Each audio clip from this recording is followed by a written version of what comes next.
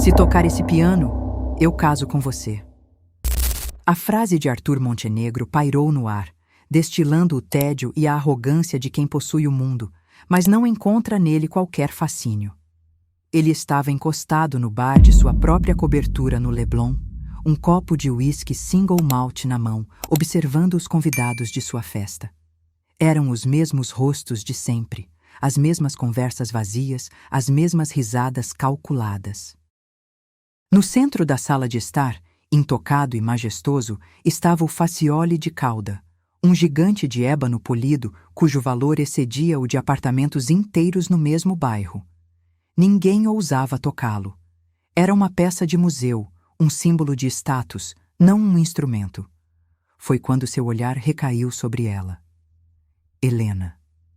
Quieta, eficiente, movendo-se pelas sombras da festa com uma bandeja de prata, recolhendo copos vazios. Ela era parte da mobília, invisível para a maioria, mas não para Arthur naquela noite. Ele notou a forma como o olhar dela se demorou no piano por um instante, uma fração de segundo de anseio tão profunda que pareceu rasgar o véu de sua indiferença profissional. Foi esse vislumbre que o provocou. A zombaria foi um impulso, uma forma de quebrar a monotonia. Ele projetou a voz, o som cortando o falatório. Dezenas de cabeças se viraram. Helena congelou, o rosto subitamente quente de humilhação. Os olhos de todos estavam nela. O bilionário e a empregada. A piada era óbvia, cruel. Alguns riram.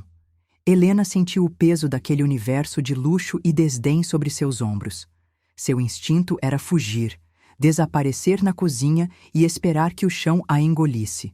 Mas então, algo mais antigo e mais forte se agitou dentro dela. Uma fagulha de desafio.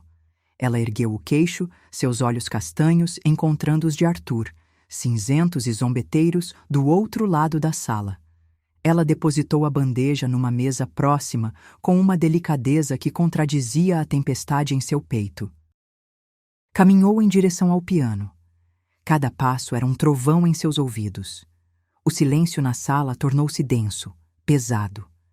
Arthur observava, um sorriso cínico se formando em seus lábios, esperando que ela recuasse ou tocasse uma nota desajeitada para que a humilhação fosse completa.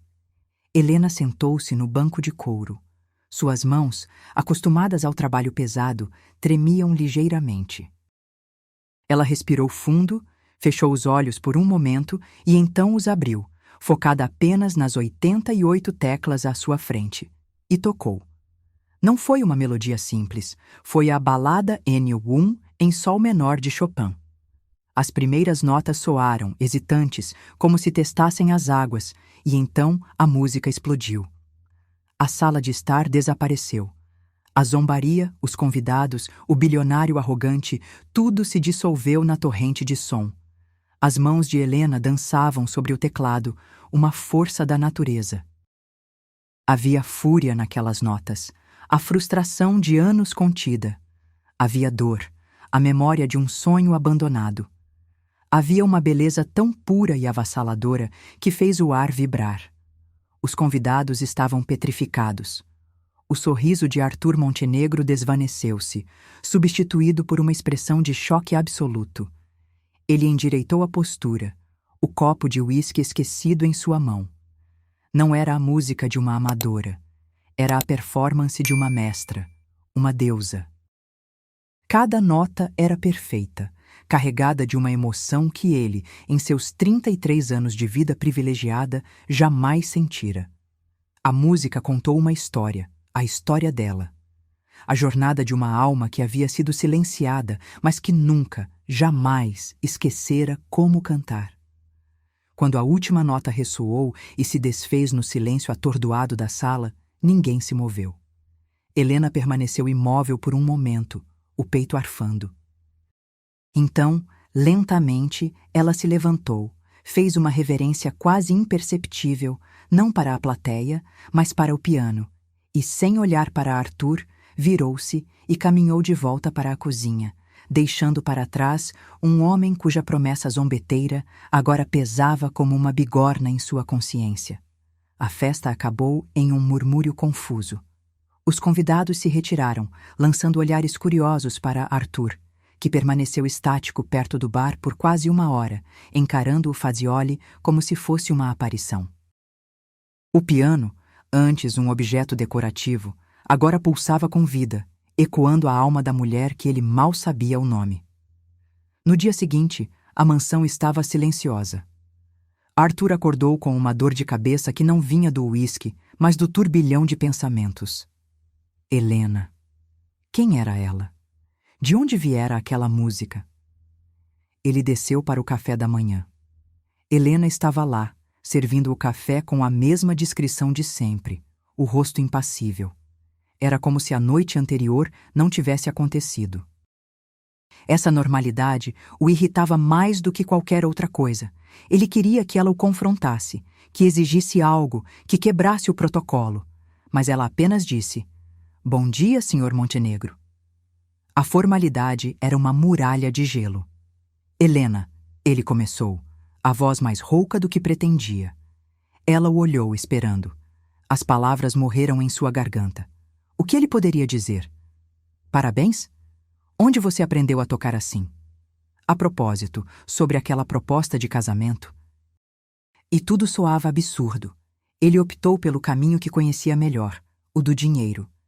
"O que você tocou ontem foi impressionante", disse ele, tentando soar casual. "Eu gostaria de lhe oferecer uma gratificação, um bônus, pela performance." Ele esperava gratidão, talvez um sorriso. O que recebeu foi um olhar frio que o desarmou completamente. "Eu não toquei por dinheiro, senhor", respondeu ela, a voz baixa, mas firme. "Toquei porque o senhor me desafiou. A humilhação era o preço da entrada." A música foi minha resposta. Ela se virou para sair. "Espere", ele ordenou, a autoridade em sua voz voltando por puro reflexo. Ela parou, mas não se virou. "Isso não é tudo. Eu quero saber. Onde você aprendeu?" Houve uma longa pausa. "Isso não faz parte das minhas funções, Sr. Montenegro", ela finalmente disse, e saiu da sala, deixando-o sozinho com seu café e seu orgulho ferido. A recusa dela foi um tapa em seu rosto. Arthur Montenegro não estava acostumado a não obter respostas. Ele era um homem que comprava informações, pessoas, futuros. Naquela mesma tarde, ele acionou seu chefe de segurança, um ex-agente federal chamado Bastos. A ordem era simples: descubra tudo sobre Helena da Silva. Tudo. Enquanto esperava, Arthur se viu observando-a. Ele notou coisas que nunca tinha visto antes.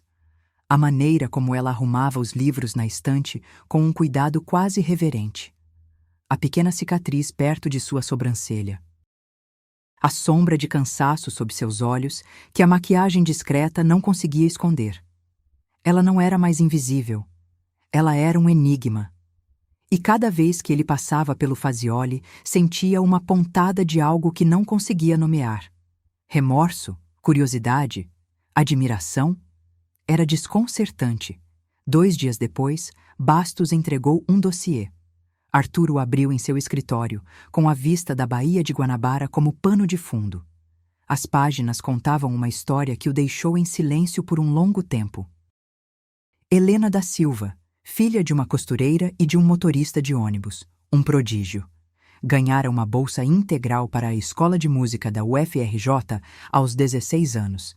Críticas de professores a descreviam como um talento geracional, uma pianista com a alma de um poeta.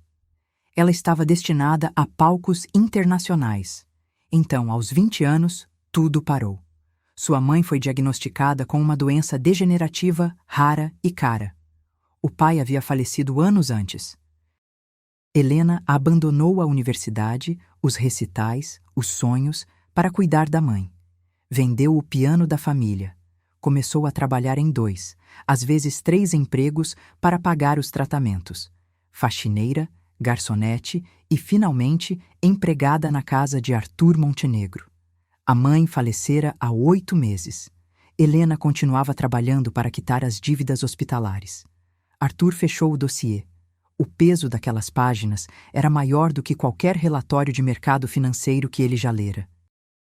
Sua piada cruel não tinha sido apenas uma piada. Tinha sido uma profanação. Ele havia zombado de um sacrifício que mal conseguia compreender. Naquela noite, ele a encontrou na cozinha, no final de seu turno. Helena, ele disse, a voz desprovida de qualquer arrogância. Ela se virou, surpresa com seu tom. Eu sei, ele continuou. Sobre a universidade, sobre sua mãe. Eu sinto muito. A máscara de indiferença dela rachou por um segundo.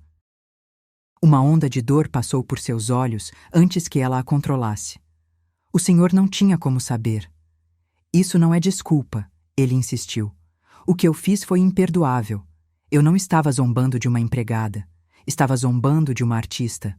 E eu fui um idiota. O silêncio se estendeu entre eles. Pela primeira vez, eles não eram o patrão e a empregada.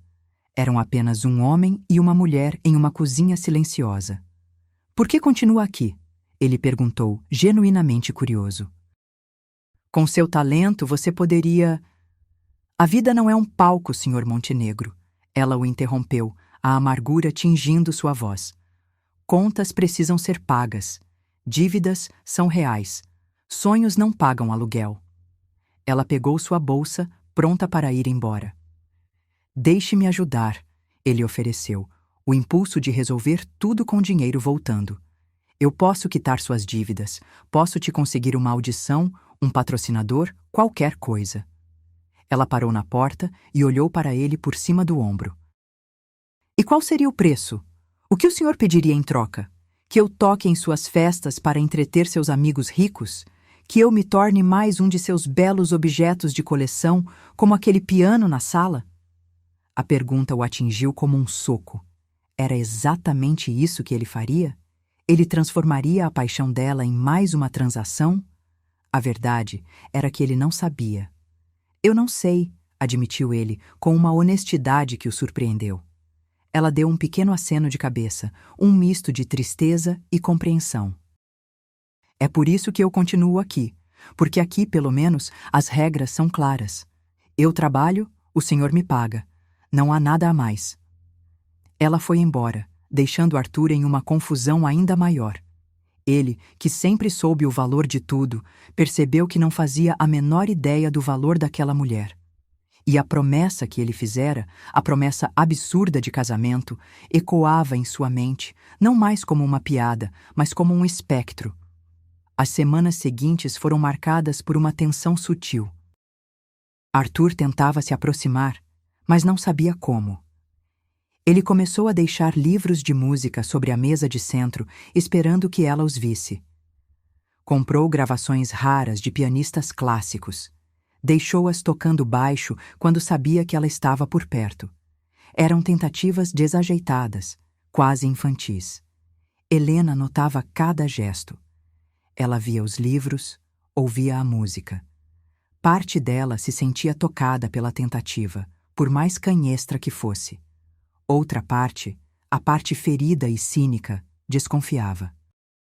Bilionários não mudam da noite para o dia.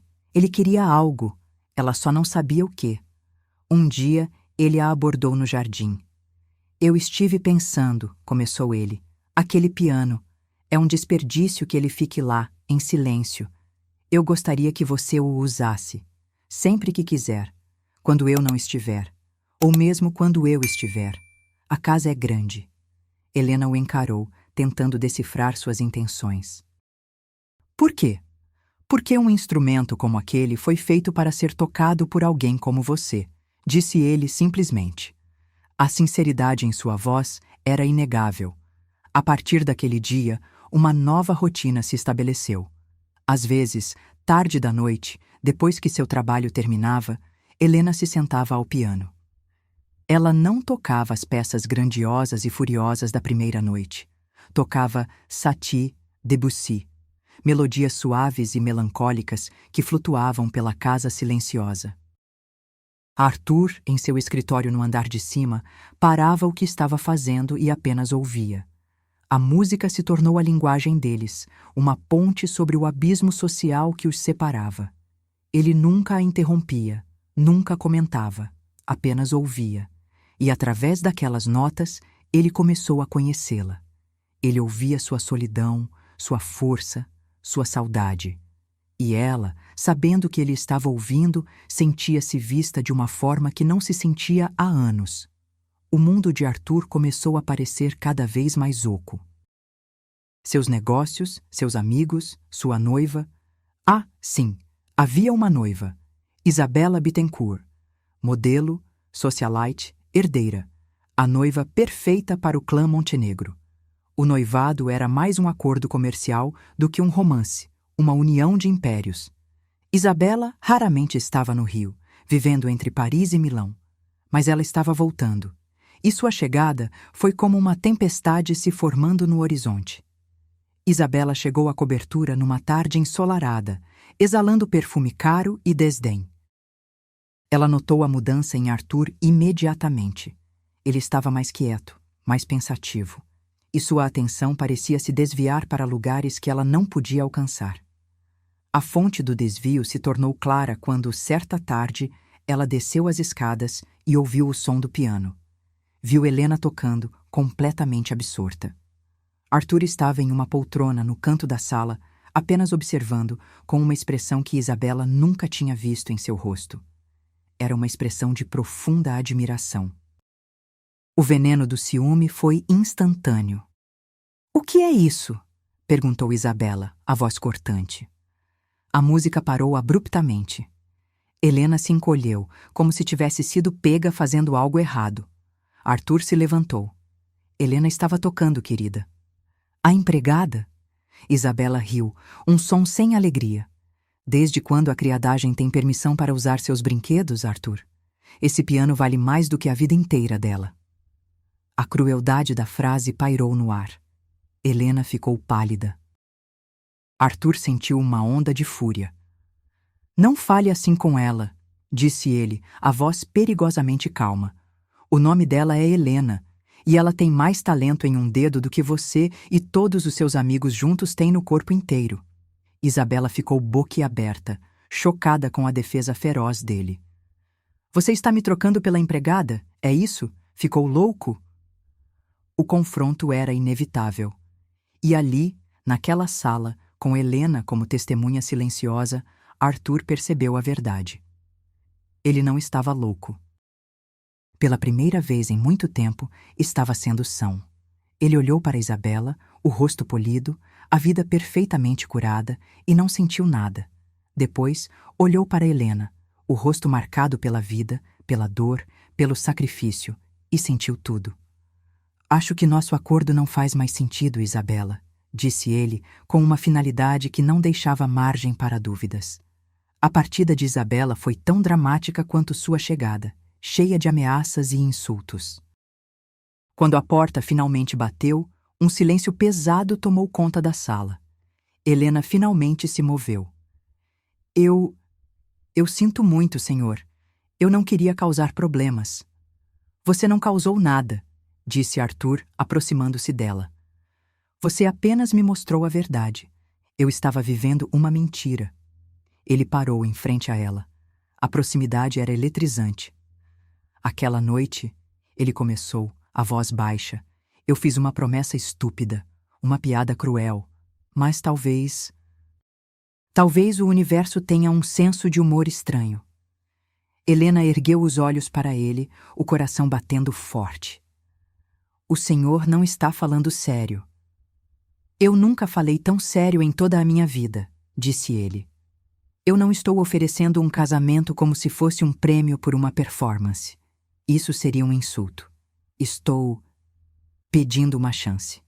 Uma chance de conhecer Helena da Silva. Não a pianista, não a empregada, a mulher. Uma chance de ser digno da música que você toca." Helena o encarou, procurando qualquer sinal de zombaria, de engano. Mas tudo o que viu foi uma vulnerabilidade crua nos olhos do homem que, até pouco tempo, parecia feito de aço. Ela pensou em sua vida, nos sacrifícios, nas portas fechadas. Pensou na humilhação daquela noite e em como ela a transformara em algo inesperado. Uma lágrima silenciosa escorreu por seu rosto. As regras não seriam mais claras, sussurrou ela, repetindo suas próprias palavras.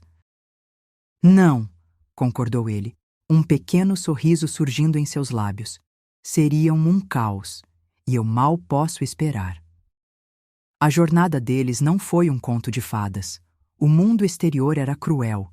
A imprensa de fofocas os devorou. Os amigos de Arthur o trataram como um pária. A família dele ameaçou deserdá-lo. Foi uma batalha constante contra o preconceito, contra as barreiras invisíveis de classe e poder.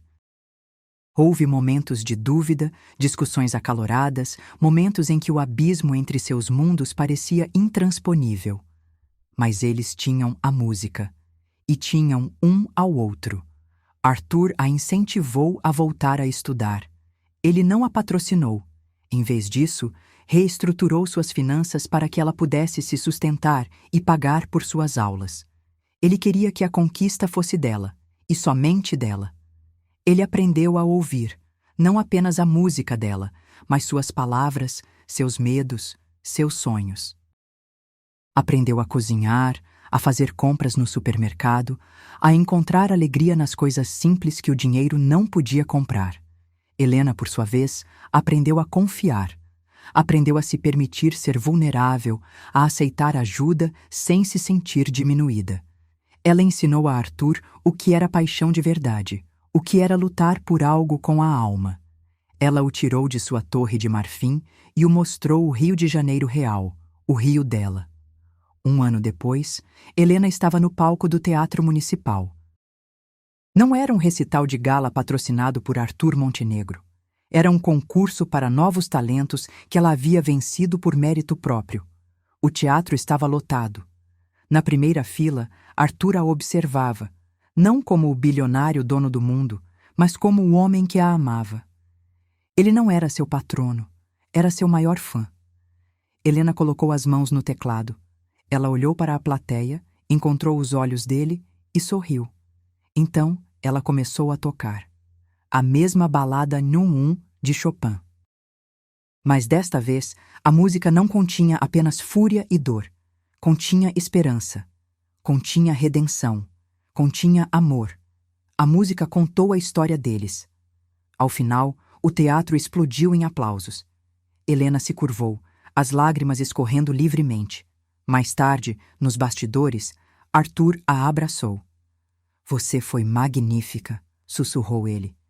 E então, disse ela com um brilho travesso nos olhos, aquela sua proposta ainda está de pé? Arthur riu, um som genuíno e cheio de alegria. Ele se ajoelhou ali mesmo, no chão empoeirado dos bastidores, e tirou uma pequena caixa do bolso. Não continha um diamante do tamanho de uma rocha, mas um anel simples, elegante. Helena da Silva, disse ele, a voz embargada pela emoção. Você é a música da minha vida. Você me ensinou que o maior valor não está no que se possui, mas no que se sente. Eu não quero me casar com você porque você tocou um piano. Eu quero me casar com você porque, sem você, minha vida é apenas silêncio. Casa comigo? E em meio ao eco dos aplausos distantes, a mulher que um dia fora invisível deu sua resposta ao homem que finalmente aprendera a enxergar. Sim. A promessa, nascida da arrogância, cumpria-se agora, transformada pelo poder redentor da música e pelo mais improvável dos amores. O Fazioli na cobertura do Leblon nunca mais foi um objeto de silêncio, mas um testamento de que, às vezes, a melodia mais extraordinária começa com uma única nota de desafio. Gostou dessa história? Compartilhe suas reflexões nos comentários abaixo e diga de qual cidade você está nos acompanhando. Não se esqueça de curtir o vídeo e se inscrever em nosso canal. Ele é novo e, com a sua ajuda, cresceremos juntos. Muito obrigado por assistir.